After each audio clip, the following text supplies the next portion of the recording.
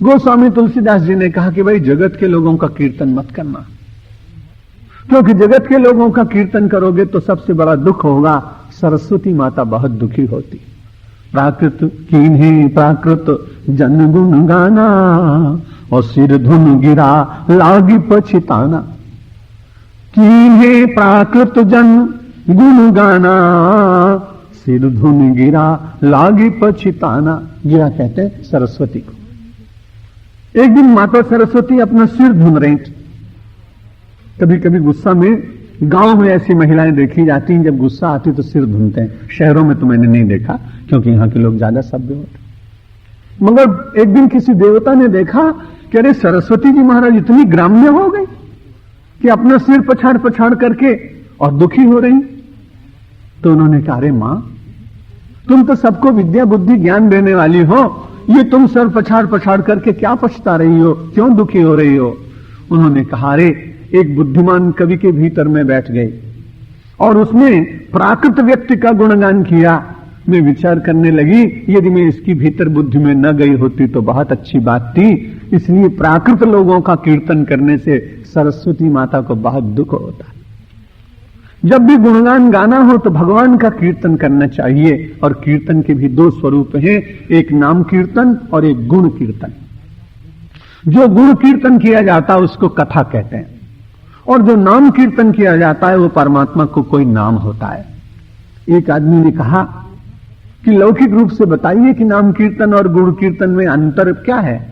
मैंने कहा अंतर कुछ नहीं, लेकिन पहले जमाने में जब आदमी के पास समय था, एक स्थान पर रहते थे, तो वैद्य लोग बहुत अच्छी पुड़ियां देते थे और कहते थे कि भाई शहद की बोतल साथ रखना।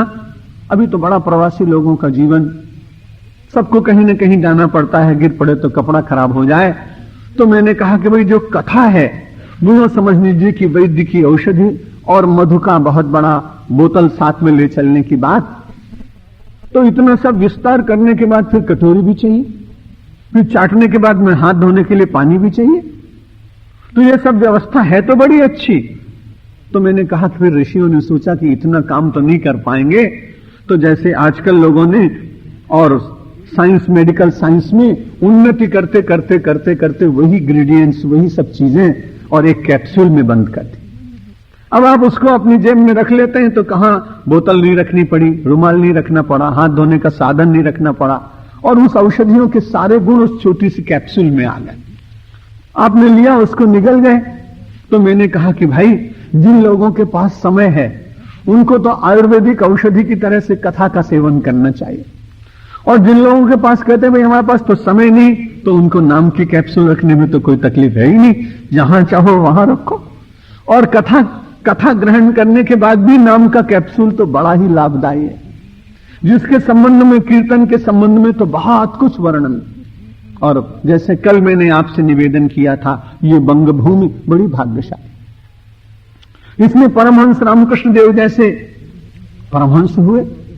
तो इसी भूमि के ऊपर फिर से भगवान के संकीर्तन का नूतन अवतार लेकर संकीर्तनावतार चैतन्य महाप्रभु प्रकट हुए, और उन्होंने एक एक गली को, एक एक गांव को ऐसा पावन बनाया और इतना लोगों को आनंदित किया कि जो बहुत ध्यान पूजा करने के बाद देह भाव टूटता है। प्राणायाम करते हैं, आसन करते हैं, फिर प्रत्याहार करते हैं, फिर धारणा करते हैं, फिर ध्यान करते हैं, फिर बार बार विचार करते हैं कि मैं देह नहीं हूं, मैं बुद्धि नहीं हूं, मैं चित्त नहीं हूं, मैं अहंकार नहीं। और ये सब करने के बाद में तब कहीं दैहिक भाव थोड़ा सा टूट पाता है। संकीर्तन का बड़ा सरल है, इसलिए कीर्तन करते करते नाम के साथ जब मानव तल्लीन हो जाता है, तब उसको समाज क्या कह रहा है, व्यक्ति क्या कह रहे हैं, लोग क्या कह रहे हैं, इसकी बात कुछ चिंता नहीं होती, और वो संकीर्तन के साथ एक रूप होकर और तालस्वर के साथ एक रूप होकर भगवान का दर्शन करने लगता है।